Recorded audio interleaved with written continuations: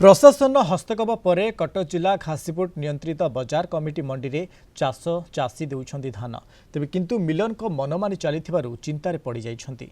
Miller झोट बस्ता न आनी चाषी आनिथिबा जरी बैग रे धान संग्रह करने द्वारा असंतोष लगी रही।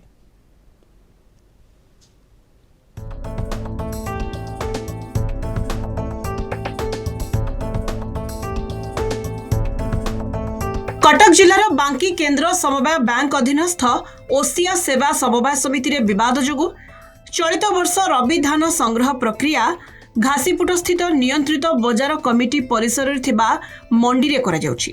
बांकी उपजिलापाल एवं समवाय विभाग सहकारी निबंधक उद्यम होइथिबा मंडी रे चाषी धान बिक्री करुछंती किंतु मिलर को मनमानी चलिथिबा अभियोग हेउछि।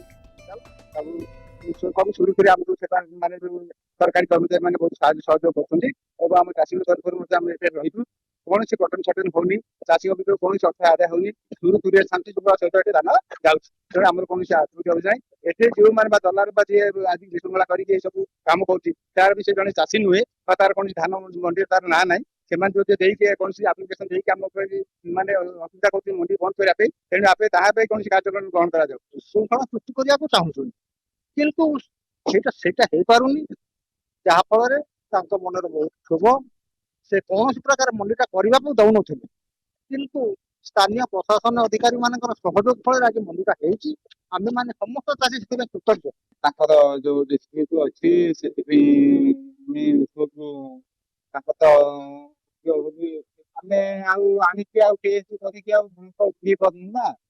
आरएमसी टेस्ट कर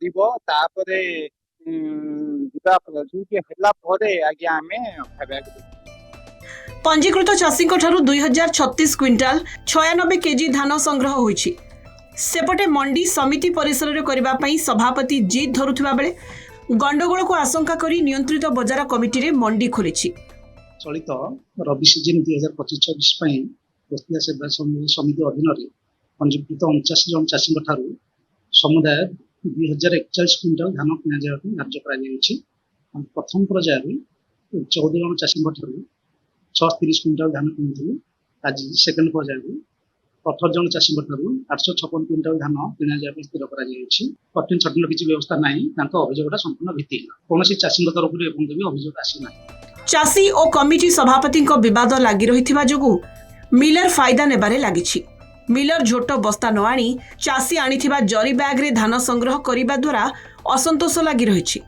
कटक जिला बांकीरू पूर्णचंद्र साहू रिपोर्ट, कलिंग टीवी।